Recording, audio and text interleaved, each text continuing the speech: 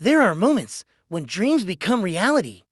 With each step Elizabeth took, the air of an unfamiliar landscape embraced her. The trees whispered like old friends, and she simply wanted to walk, not knowing where this path would lead. The water stretching along the canal reflected the sky like an endless mirror.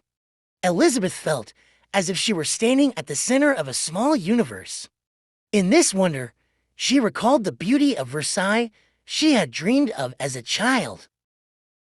The expression on the sculpted figure seemed so vivid, it was as if it were alive. Elizabeth wanted to feel it with her fingertips, but only admired it with her eyes, imagining the story of that era. What thoughts led to the sculpting of this face? She wondered. The sunlight faded, and her steps led her deeper into the darkness. Whispering sounds came from the thicket, and her heart began to beat faster. But she didn't stop. She felt something special was waiting for her at the end of this path. Something glowing in the darkness caught her eye. It was a piece of metal. Cool yet smooth to the touch, it seemed to speak to her, emitting a warm light in her hand. Where did this come from? Elizabeth murmured to herself. A sudden wind engulfed her. Everything shook, and she lost her bearings. The unknown sounds in the wind shook her head. But she didn't let go. She held onto the metal piece tightly. When she opened her eyes, the world was completely different. The people surrounding her were dressed in 17th century attire, and the enormous palace seemed to be alive. "Where am I?" she whispered, holding her breath. The scenery before Elizabeth's eyes was as if it had jumped out of a book. She looked around in disbelief. The grandeur of the palace, the intricate attire of the people, even the air was filled with the scent of a bygone era. Am I dreaming? She pinched her cheek. An unpleasant smell assaulted her nose. Elizabeth instinctively covered her nose with her hand and frowned. Is this the reality of this era? She lifted her head to look and realized the street was no longer part of the grand palace. Her steps grew heavier.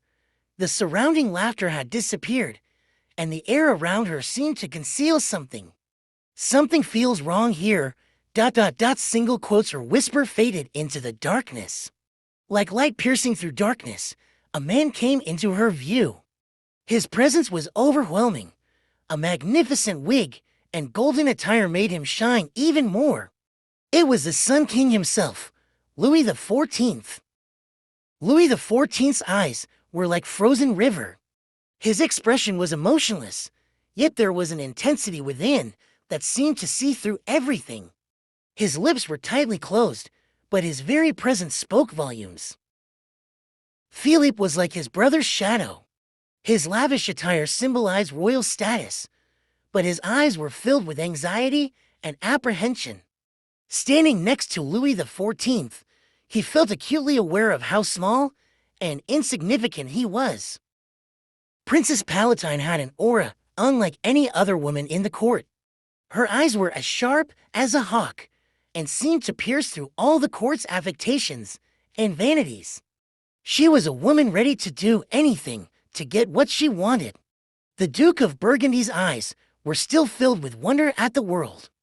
He gazed around as if he were a child discovering a new toy. His smile revealed a pure and bright soul, far removed from the court's complex politics. The faces of the royal family were etched with greed and malice.